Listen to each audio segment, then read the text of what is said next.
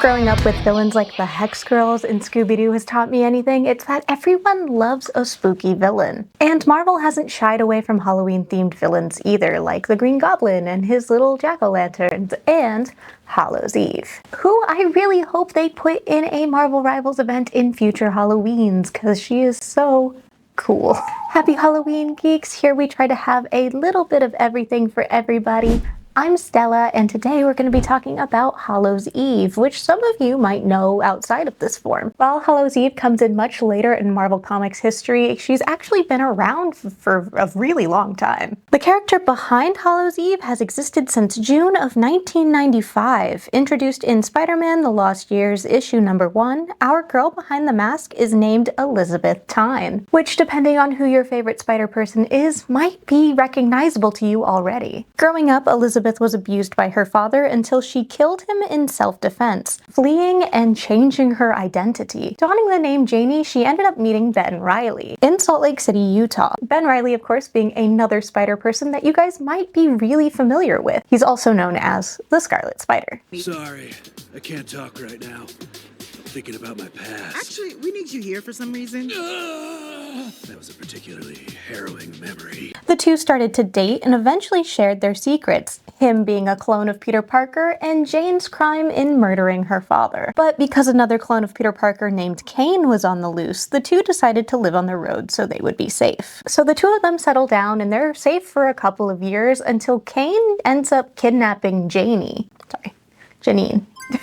After settling down and staying off the radar and being safe for a good couple of years, Kane actually ends up kidnapping Janine because he was jealous of the happiness that Ben had found in his own life, while Kane didn't have that same happiness. And while he didn't want to hurt Janine, he promised to let her live if she left Ben for good. And so he helped her fake her own death. And this wouldn't be the first time she's supposedly dead either, because when eventually Ben and her meet up in New York City again, she ends up faking her death again. Finally, Janine decides that running away was not the solution to her problem and enough was enough, and she actually admits to the crime that she committed, turning herself in so she could face the consequences of her past. She did serve time in Bedford Falls Correctional Facility for this, but was freed by the Beyond Corporation and was able to move in with Ben, though Beyond Corp kept Ben loyal to them as a cost for her freedom. She doesn't know that, though, at this point. So they lived under the Beyond Corp's thumb for a couple years in a building funded by the Beyond Corp. Corp. It is Corp, not Cores, like when I messed up the Deadpool thing. Corp, like corporation. And after they lived there for a couple of years, she started to feel super imprisoned in their luxury home, especially because she was being used as a pawn to keep him loyal time and time again. Even when he was doing well as Spider-Man, they would still put this on her and, use her as a pawn against him. She did end up getting her hands on a hard drive with a bunch of secrets from beyond, which sounds like I'm saying from beyond the grave, just from beyond corpse, which also doesn't sound, it's all a little spooky sounding. And went to Mary Jane in the Daily Bugle for help, but Beyond sent Queen Goblin after her to successfully destroy the evidence. Thankfully, Ben saved Janine, and she reconsidered trying to do anything else to bring down Beyond. Shortly after this is when Ben started struggling mentally, especially with the whole clonisms, and renamed himself Chasm, starting up a partnership with the Goblin Queen and the ruler of Limbo, Madeline Pryor. But how does Janine turn into Hallows Eve? Well, she actually goes to talk to Madeline Pryor herself, feeling kind of guilty that she can't really do anything for Ben Rielly, expressing how she really wanted to help him take down Beyond. And Madeline helped her with this by giving her the powers to do so. And with that, Hallows Eve was born. The three of them all lived in Limbo, and she teamed up with the other two to manipulate Venom into helping them with their plan. Though they lost control of Venom due to him being defeated by Peter Parker, Hallows Eve voiced the desire to destroy Peter, only to be stopped by Madeline because they needed to get Venom back. Madeline did end up getting her memories back thanks to Jean Grey, and made a truce with the X-Men, leaving the couple alive. Hallows Eve and Chasm then stole the Scythe of Sorrows and took the throne of Limbo, and started to send an army of demons to attack New York City. Naturally, because that's just what you do. Thankfully, Madeline was able to take the throne to Limbo back and locked Ben away, though he sent Janine away to protect her from the same fate.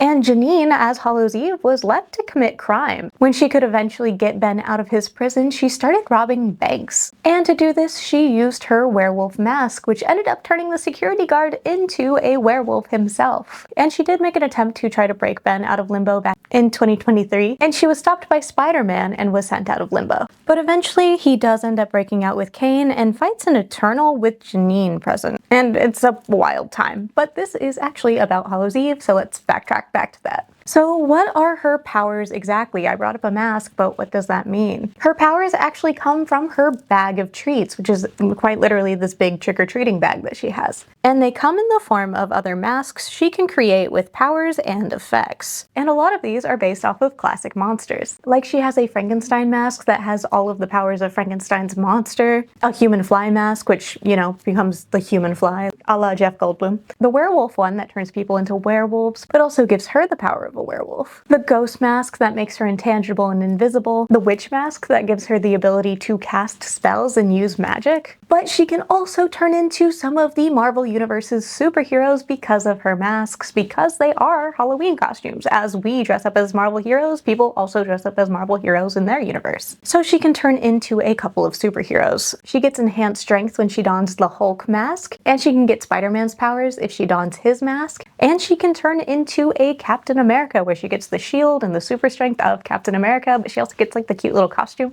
Love that. So do I think we're getting her in anything other than a couple of video games anytime soon? Maybe the Our Friendly Neighborhood Spider-Man comic show? If we end up getting something where she's like animated anytime soon, that's what I think she would be in. Maybe in like X-Men if they do a New York thing. Hopefully Spider-Verse? I don't know, but I hope we get to see her soon because I do adore her. She's one of my favorite little like side villains. But it is very sad that we haven't seen her in an animated or live action adaptation because she is so cool, because she has the powers of both Morph and Rogue from the X-Men in just one little handy little superpower, so that is super neat, honestly. And if you can't tell, I love anything Halloween themed, so I'm just a sucker for anything Halloween themed. Just give me more Halloween themed things. But again, happy Halloween from us to you guys. If you're going out this weekend, be sure to stay safe, have fun either going out partying or staying home or going out with the little ones. Have a great time. Let us know if you're dressing up, what you're dressing up as down below. And be sure to leave a like, comment, subscribe, and hit that bell notification so you know when we post more videos like this. And I will see you guys next time. Stay geeky. Bye-bye. And today we're going to be talking about the zombie apocalypse within the Marvel comics. Marvel zombies, while just being cool because zombie apocalypses are cool, and as a society we seem to love horror, and we especially have a fascination with the undead. And there's a whole reason for that. Be it the societal fear of infections on a large scale, the fear of death, the innate thrill of surviving something so impossible and something so weirdly relatable, and there's something so relatable about the need to survive.